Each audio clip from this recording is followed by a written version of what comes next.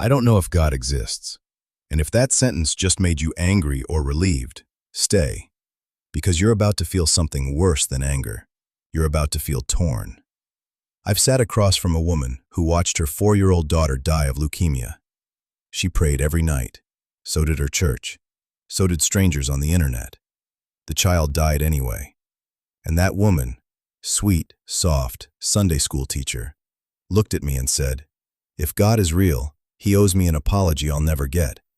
And if he's not real, then I talked to a wall for 4 years while my daughter suffered." What do you say to that? The atheist has an answer. There is no God. That's why bad things happen. It's just biology, just chaos, just luck.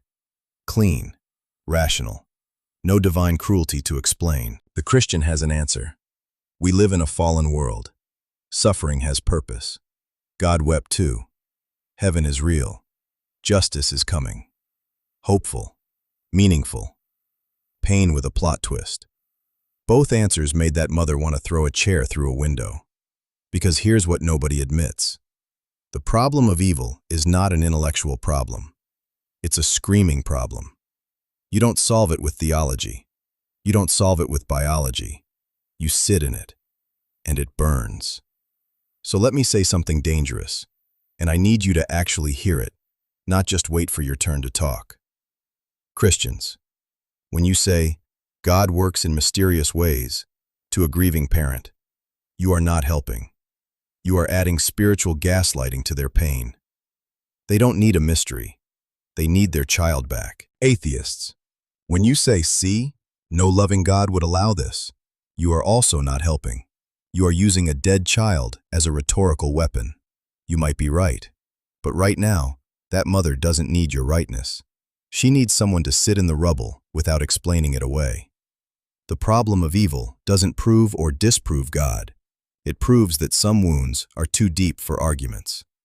Now, let's talk about miracles, because this is where the internet gets ugly. I know a neurologist, Harvard-trained, atheist for 30 years. He showed me a scan, before and after. Stage 4 pancreatic cancer, metastasized to the liver, the lungs, the spine.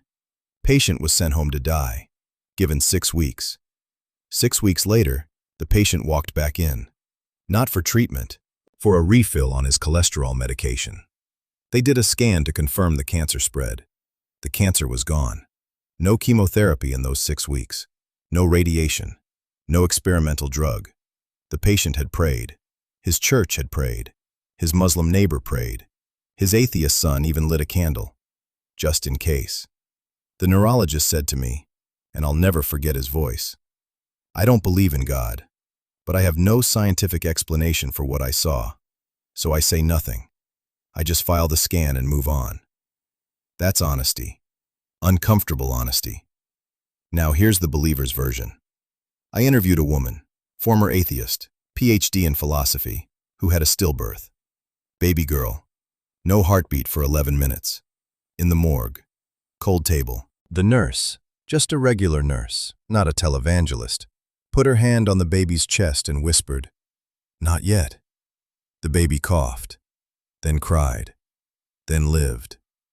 That baby is now 7 years old, healthy, no brain damage, no explanation.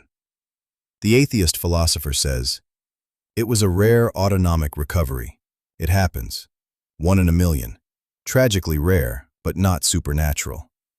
The Christian mother says, "You can call it odds. I call it my daughter breathing." Here's the neutral truth that will make everyone angry. Miracles are anecdotal. By definition, you cannot repeat a miracle in a lab. If you could, it wouldn't be a miracle. It would be physics. So the atheist is not wrong to say, extraordinary claims require extraordinary evidence. And the believer is not wrong to say, you weren't there. You didn't hold her. Your skepticism is just faith in naturalism. Both are making a leap. One leaps toward mystery. One leaps toward materialism. Neither can prove the other wrong. And that terrifies people. Because we want certainty. We want a button. God real or God fake. Easy, clean, tweetable. But the universe doesn't owe us clean. Which brings me to the final war zone, the no evidence crowd versus the faith leap defenders. The atheist says, there is zero empirical evidence for God. Zero. Prayer doesn't work in studies. Believers live the same lifespans. Their children get cancer at the same rate. Where's your God now? The Christian says, you can't put love under a microscope. You can't measure justice with a ruler. You can't weigh meaning on a scale. Some things are real without being physical. That's not a weakness. That's a category error on your part. Here's what neither side wants to admit. Atheists, you live by faith too. Every single day. You have faith that your senses are reliable. Faith that the scientific method is valid. Faith that other minds exist. You cannot prove any of those things without circular logic. You just trust them. That's not evidence. That's faith. Christians, you borrow from atheism more than you admit. When your child gets sick, you take them to a doctor, not just a prayer meeting.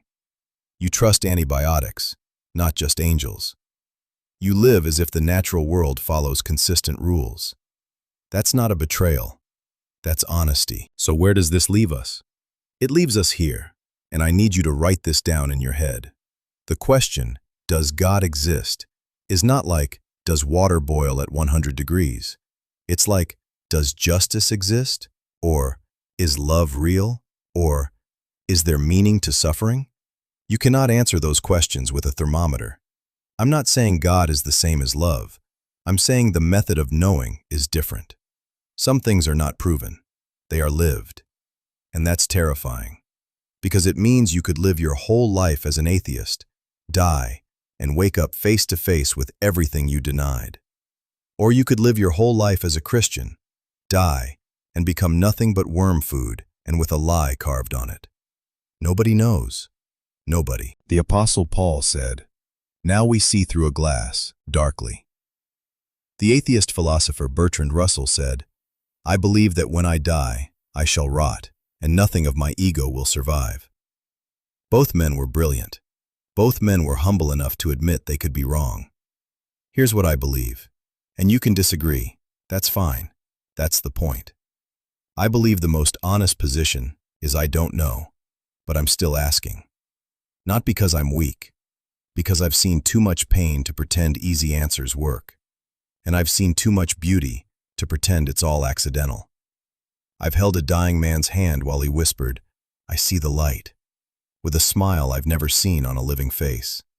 I've also watched a child starve on a donation commercial while a televangelist flew a private jet. I've felt the holy so real I couldn't speak, and I've felt the silence so empty I couldn't pray. Both are real.